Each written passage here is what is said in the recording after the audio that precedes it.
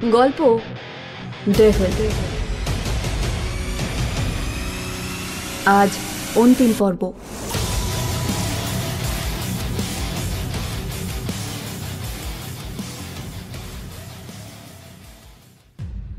ধীরে ধীরে এবার চোখটা বন্ধ করুন অভিষেক বাবু।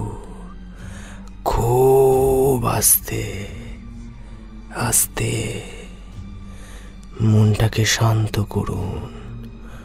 শান্ত শান্ত। ঘুম পেলে ঘুমিয়ে পড়ুন আস্তে আস্তে।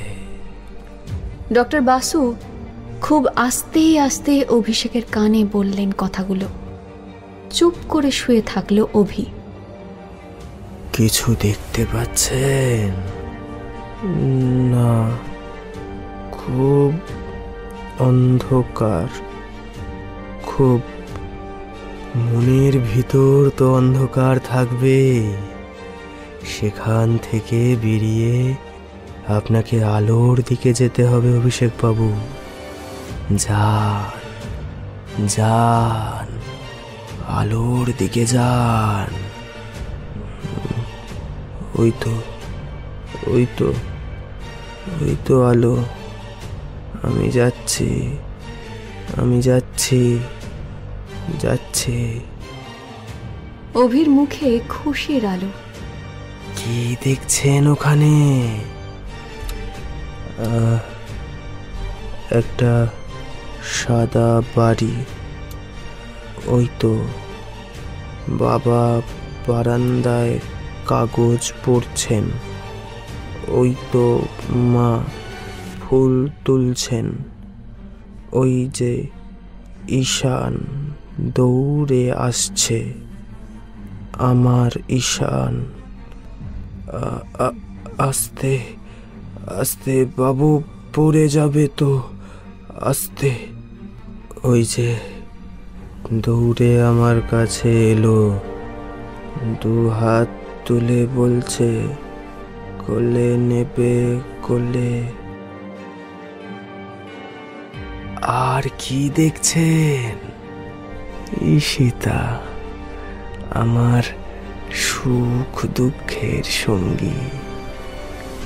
ওই যে ঈশানের পিছনে ছুটছে। যা বদমাইশি করে আমাদের ঈশান। খুব ভালো মাও, খুব ভালো। জানেন, আমারও খুব খুব খেয়াল রাখে, খুব।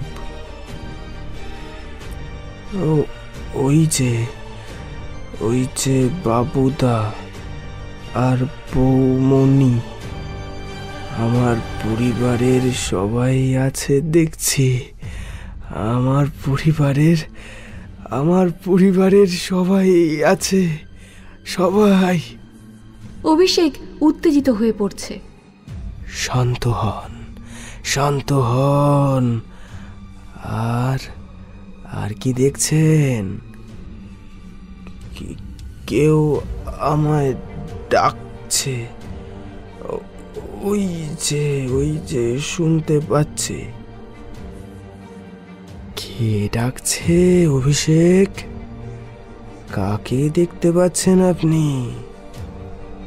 পুতু, আমার মেয়ে। ওই যে ডাকছে, পু, কোথায় তুমি? গল্প শোনাবে না? কবে আসবে বাড়ি? ও পু। চোখ মেলল অভি, স্বাভাবিক চোখ। নিশ্চিন্ত হলেন doctor Basu. Good job, good job, well done. এবার ধীরে ধীরে উঠে আসুন তো। আস্তে আস্তে, রেস্ট নিন। কিছু খেতে ইচ্ছে করলে খাবেন, ওকে? ডাক্তারবাবু রুম থেকে বেরিয়ে এলেন। বাইরে সবাই অপেক্ষা করছিল। কিরকম মনে হলো আপনার ডাক্তারবাবু? ভালো, তবে এই ধরনের ব্যক্তিকে কিছুদিন আলাদা থাকতে হয়। মুম্বাইতে একটা আমাদের স্পেশাল ইনস্টিটিউট আছে, ওখানে একটা কাঁচের ঘরে ওনাকে রাখা হবে। কাঁচটা সুপার পাওয়ারফুল, গুলি মারলেও ভাঙবে না। আর সব থেকে বড় কথা, কোনো নেগেটিভ এনার্জি ওখানে ঢুকতে পারবে না। অভিষেক বাবুকে 6 মাস থাকতে হবে ওখানে। ডাক্তারবাবু, ডাক্তারবাবু, ও ভালো হবে তো? উনি তো সুস্থ, শুধু পজিটিভ এনার্জিকে আরো স্ট্রং করতে হবে। আসলে আসলে আমার অন্য ভয় ছিল। কি ভয় স্যার? ওই পজিটিভ আর নেগেটিভের যে মেল বন্ধন, সেটা যদি অভিষেক কন্ট্রোল করে নিত, তাহলে ও আর ডেভিল এক হয়ে যেত। ইচ্ছে মতো অভি আর ইচ্ছে মতো ডেভিল হতে পারত। আর তাই ওনাকে 6 মাস অবজারভেশনে রাখতে হবে। বাপরে, কি মারাত্মক! বলছি কি ডাক্তারবাবু, ওর সঙ্গে দেখা করতে পারি তো? নিশ্চয় নিশ্চয়, তবে মুম্বাই যাওয়ার পর 6 মাস পারবেন না, ওকে? আর একটা কথা ইম্পর্টেন্ট, ডেভিলের কোনো কথা ওর মনে নেই। ডেভিল রূপে উনি কি করেছেন তা উনি জানেন না, কি ঘটেছে সব ভুলে গেছেন। তাই একবারের জন্য উচ্চারণ করবেন না, প্লিজ। ঈশিতা সম্মতি জানালো। ওরা ভেতরে চলে গেল। অভি খুব খুশি হলো ওদের দেখে, খুব গল্প করলো ওরা।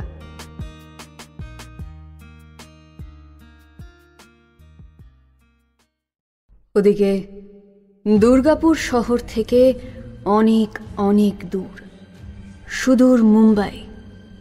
তারই মাঝে একটি অখ্যাত হোটেল। সেই হোটেলের 5 তলাতে গোপন মিটিং চলছে। গুরুজি শেষ অবধি এইভাবে মারা যাবেন আমি ভাবিনি, কিন্তু আমাদের সন্দেহ এটা হত্যা। সভায় একটা মৃদু গুঞ্জন উঠল। কে গুরুজিকে মারতে পারে তা নিয়ে আলোচনা করছে সবাই। হঠাৎ দরজাটা খুলে গেল। একজন মুখোশ পরা লোক প্রবেশ করলো ওখানে। কাঁধে 2 বড় তলোয়ার, কোমরে রিভলভার। সবাই চমকে উঠল। শ্যাডো এসেছে, শ্যাডো। আমি শ্যাডো। রাতের অন্ধকারে আমার যাওয়া আসা, কেউ জানে না আমি কখন কোথায়। কিন্তু এবার যেটা হলো সেটা আমাকে নড়িয়ে দিয়েছে। একজন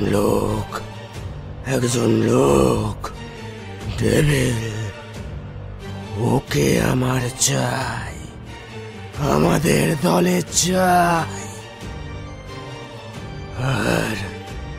আর তাই আমাদের একটা দল দুর্গাপুর যাবে। আমি সাথে থাকব, কারণ সবার আগে ডেভিলের দুর্বলতাকে শেষ করতে হবে। ওর ছেলে আর মেয়ে কিডন্যাপ করো ওদের। মিস্ট্রি কোথায়? মিস্ট্রি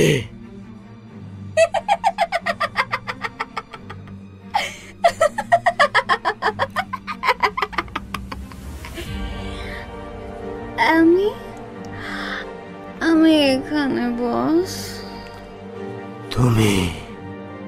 তুমি স্টুডেন্ট হয়ে ঐশিকের ক্লাসে ঢুকবে, তার ব্যবস্থা আমি করব। শুধু জানবে ব্যাপারটা সোজা নয়, কারণ অভিষেককে মুম্বাইতে স্পেশাল সেন্টারে রাখা আছে, যাকে ঘিরে আছে বিশাল সিকিউরিটি। তারা কিন্তু প্রত্যেকে আর্মির লোক, তাই তাই খুব সাবধান।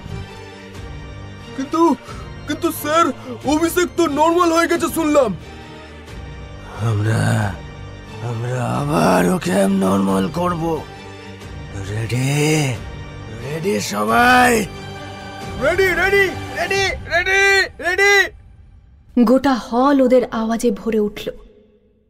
মুম্বাইতে যখন একটা ভয়ঙ্কর পরিকল্পনা হচ্ছে, তখন কলকাতায় একজন অন্য কিছু ভাবছে। এক্স, জাদুকর এক্স, গুরুজির ছেলে। তুমি তোমার পাপের শাস্তি পেলে বাবা, কিন্তু কিন্তু আমার মনটা মানছে না। কি করি, আমার বাবা তো। কিন্তু কিন্তু কে তোমায় মারল? কে? আর কে ওই ডেভিড? সে কি ভালো না খারাপ? যদি খারাপ হয় তাহলে তার সামনে বাধা হয়ে দাঁড়াবো আমি, এই জাদুকর এক্স। নিজের মনেই ভাবলো জাদুকর এক্স। আর তাই আমাকে দুর্গাপুর যেতে হবে, দেখা করতে হবে অভিষেকের সাথে, ওর পরিবারের সাথে, আর ওই মেয়েটার সাথে, কি যেন নাম, ঐশিকী।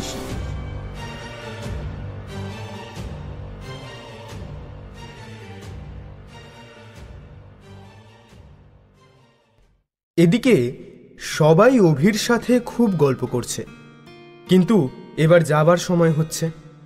অভি ঈশানকে কোলে নিয়ে খুব আদর করল, ঈশিতার হাতে হাত রেখে সাহস দিল।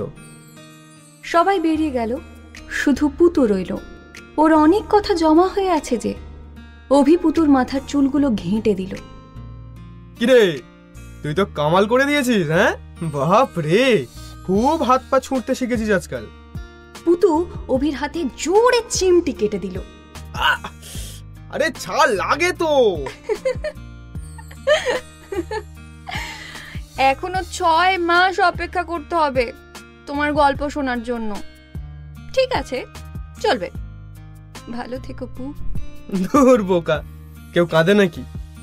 আমি 6 মাস কি 1 বছর, 2 বছর, এমনকি 4 বছর অপেক্ষা করতে পারি। ব্যাস, তোরা ভালো থাকলেই হলো। পিসি আর ভাইয়ের খোঁজ খবর নিবি মাঝে মাঝে, ঠিক আছে? আর মন দিয়ে পড়াশোনা করবি কিন্তু। আর টিভিটাও কিন্তু একটু কম দেখা হয় যেন।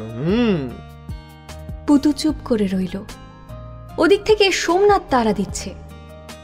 বাই পু, সাবধানে থেকো, আসছি। আরে আরে করছিস কি? কেন, তোমাকে প্রণাম করতেও দেবে না? আরে তুই তো এখন স্টার রে, যেভাবে তুই চাবুক মারছিলি গুরুজিকে, বাপ রে বাপ। আসছি পু। হায়। পুতু চলে গিয়ে সোমনাথদের সাথে মিট করলো। আরো কিছুক্ষণ পর অভিকে নিয়ে ডাক্তাররা রওনা দেবেন মুম্বাইয়ের দিকে। চল রে, গাড়িতে চাপ, আর কত দেরি করবি? সোমনাথ তারা লাগায় পুতুকে। গাড়ি ছেড়ে দিল। ওরা নিজেদের মধ্যে কথা বলতে লাগলো। হ্যাঁ রে পুতু, অভিকে ডেভিল সম্বন্ধে কোনো কথা বলিসনি তো? ও কিন্তু সব ভুলে গেছে। না গো মা, তাই কখনো হয়? আমরা তো। থেমে যায় পুতু, চমকে ওঠে, চিৎকার করে ওঠে।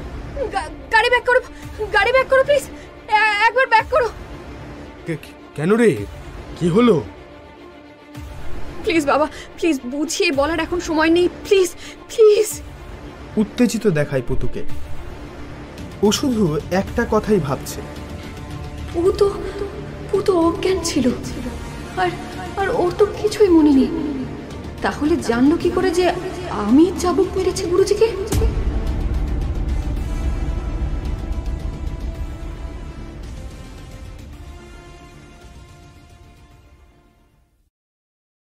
এদিকে অভির ঘর। নিজের চেয়ারে বসে আছে অভি। সামনে টেবিলের উপর কিছু পাতা, পেন আর পেপার ওয়েট। ওই পেপার ওয়েটটাকে জোরে ঘোরালো অভি। ওটা ঘুরছে আর অভি ওর দিকে তাকিয়ে আছে, কিছু ভাবছে ও।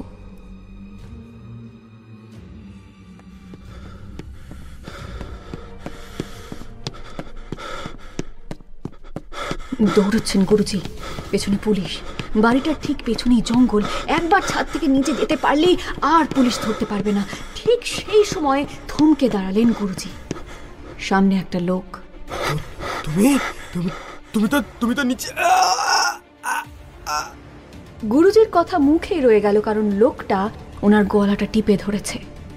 জ্বলে উঠল লোকটার চোখ দুটো, সবুজ চোখ। ডেভিল।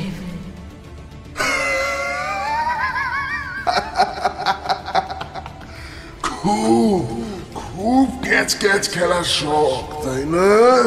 হ্যাঁ, উপর থেকে নিচে ফেলে দেওয়ার খুব ইচ্ছে। আমার ছেলেকে ফেলে দিয়েছিলি না? হিস হিস করে উঠল ডেভিড। তুমি তুমি তো ভুলে গেছো সব। তাহলে অনেক কষ্টে কথাগুলো বললেন গুরুজি। কে বললো? আমি অভিষেক, আবার আমি ডেভিল। আমি সর্বত্র বিরাজমান। Brother, may I finish the game? Devil গুরুজির পেছন দিকে দেখল। ভয়ে ভয়ে পেছন দিকে তাকালো গুরুজি। নিচের দিকে তাকিয়ে ওনার মাথা ঘুরে গেল। উনি ডেভিলের দিকে তাকালেন। Ready? Please please devil, please please ক্ষমা করো। টু।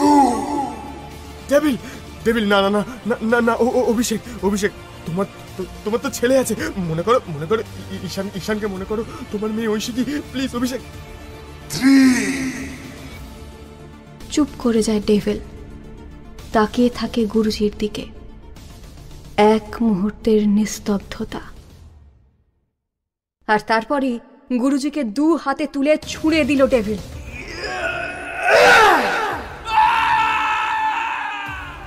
গুরুজি নিচে পড়ছেন, ভয়ে বিস্ময়ে তার চোখ বিস্ফারিত। মাটির খুব কাছাকাছি এসে পড়েছেন গুরুজি। অভিষেক খপ করে ঘুরন্ত পেপার ওয়েটটা ধরে নিল, মুখে একটা ক্রূর হাসি। তাহলে এভাবেই গুরুজির মৃত্যু হয়েছে।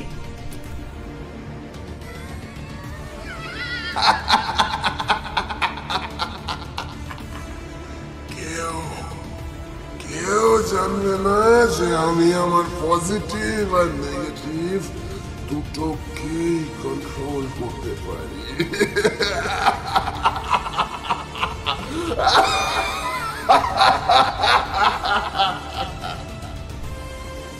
সমস্ত দুনিয়াকে জ্বলন্ত আগ্নেয়গিরির উপর নাচাবো আমি।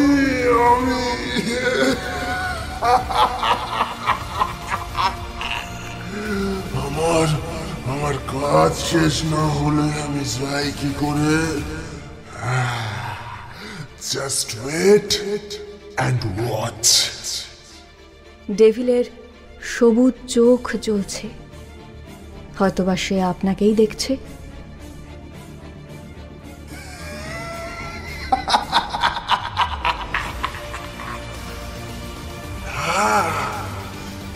না, তুমি ভয় পেও না। তোমার কোনো ক্ষতি আমি কি করতে পারি? আমি না ভালো ছেলে। I am a bad boy.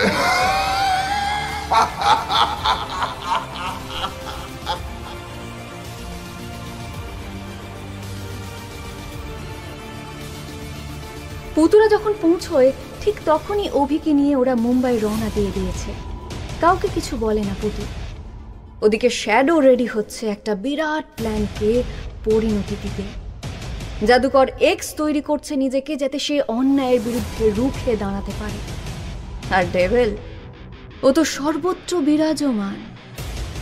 কি হবে এবার? পুতু কি পারবে আবার নিজের সাহস দেখাতে?